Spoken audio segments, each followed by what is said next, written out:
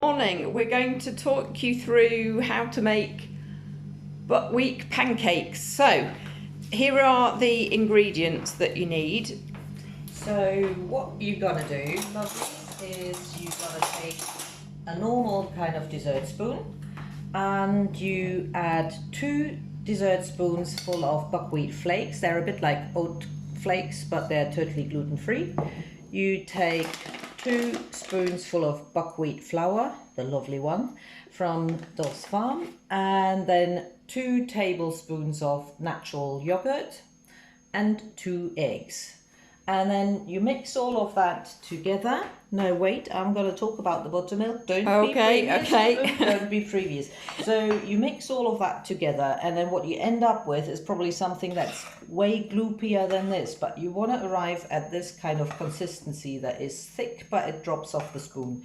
So what you can then do to get it to that consistency is you can either add, if you have, some buttermilk.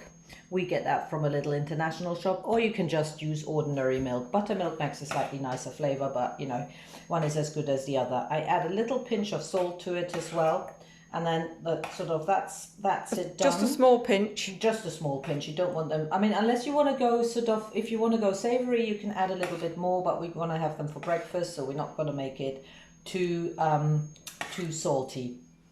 And then how we are going to fry them, I got the frying pan on already. I'm, as sort of the frying fat, I'm using a tiny little bit of ghee, but you could use any kind of vegetable oil. I just brush the pan with it. So how about butter, normal butter? You can also use normal butter, although normal butter burns very quickly and then suddenly it gets very, very dark. But you can use normal butter.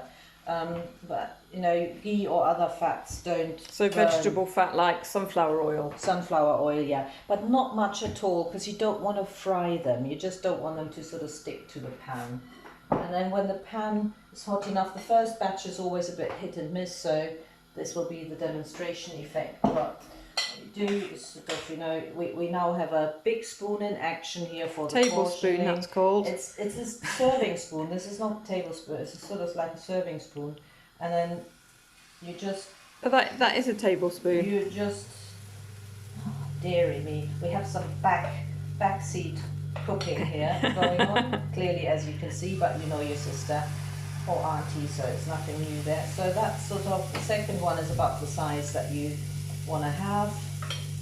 So you can see it makes much smaller, a bit like Scotch pancakes size,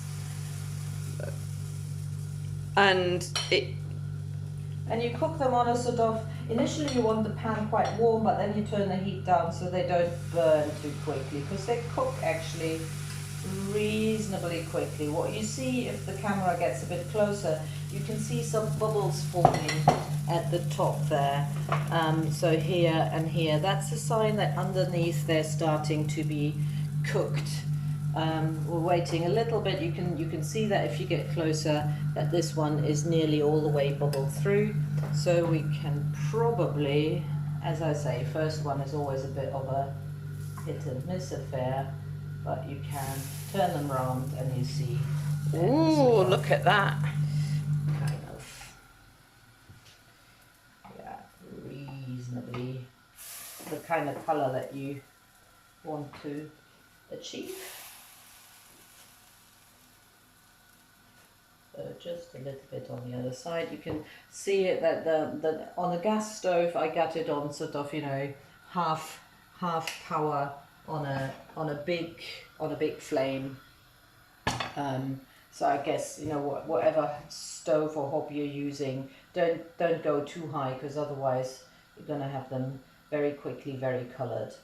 And yeah, that's actually it already. You turn them over, you see if they're sort of slightly golden, they're cooked already, and you can just have a look at the other one. Swiftly. Yeah, look, that looks lovely. Oh yeah. Swiftly move on to the next batch. In between, you might initially, until the pan has enough grease, you just go in and add a little bit more grease to it. Smokes slightly. When it smokes, then the pan is too hot, just turn it down a little bit more.